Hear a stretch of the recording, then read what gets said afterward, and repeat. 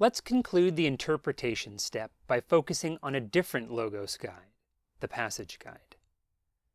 In this video, you'll learn how to use the Passage Guide to help you interpret a passage of Scripture. The Passage Guide is the quickest and most exhaustive way to find where a passage is referenced or discussed in your library. It provides ready access to commentaries, parallel passages, journals, ancient literature references, a variety of Logos media like photos, maps, and illustrations, and sermons.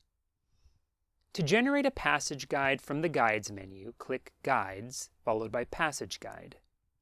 This resource helps us to answer questions about the context of a passage, both its immediate context within Luke's narrative, and its larger context as one of the four gospel accounts attesting to the person and work of Jesus. To specify our passage, enter Luke 4:16-30 in the reference box. As you type, a drop-down list of suggestions will appear. You can select one of these or continue typing your reference, then press Enter. When the guide opens, you'll see lots of sections providing specific information about our passage, including a section titled Your Content. Here, you'll find all of the notes and highlights you've made from the observation stage of our inductive Bible study.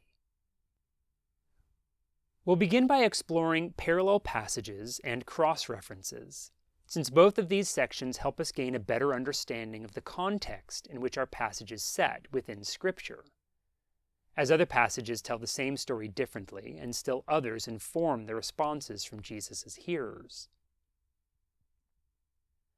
While similar, these sections are slightly different. Where parallel passages taps into the gospel harmony resources in your library, cross-references reveals other passages from throughout Scripture that are related to the one we entered.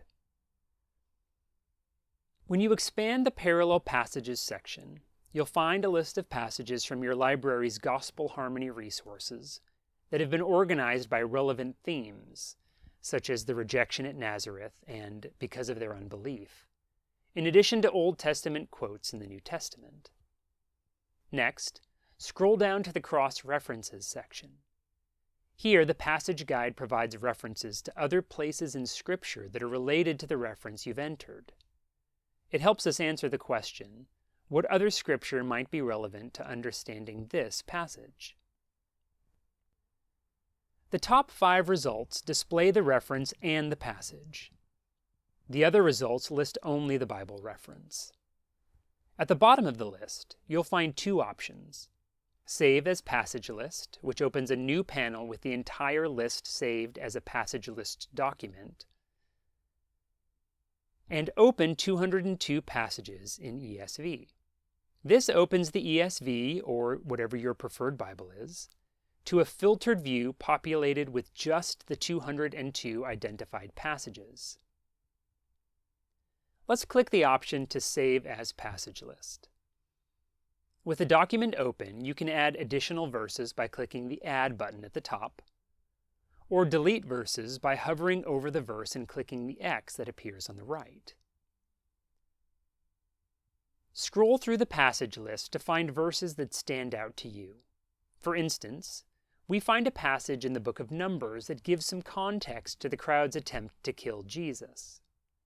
Additionally, we see large passages from 1st and 2nd Kings relating the stories of Elijah and Elisha to which Jesus refers. Since you opened this list as a passage list document, you'll always be able to find and open it from the Docs menu. Next, let's return to the Passage Guide and expand the Commentaries section to see what scholars have written about our passage. Click the Evangelical Commentary on the Bible. This opens a new tab with the selected commentary open to the passage we're studying. Note how the commentary highlights a number of items we've already noted in our observations, and others that we haven't yet noted. The prophecy of Isaiah has now, today, been fulfilled, verse 21. The fulfillment is Jesus himself. He is the one whom the Spirit has anointed. He is claiming to be the Messiah. Jesus' ministry is directed to those in need. the poor, the prisoners, the blind, and the oppressed. Significantly, Jesus does not read the entirety of the passage from Isaiah, for it also speaks of the day of God's vengeance. The point is that Jesus' ministry was one of good news and grace.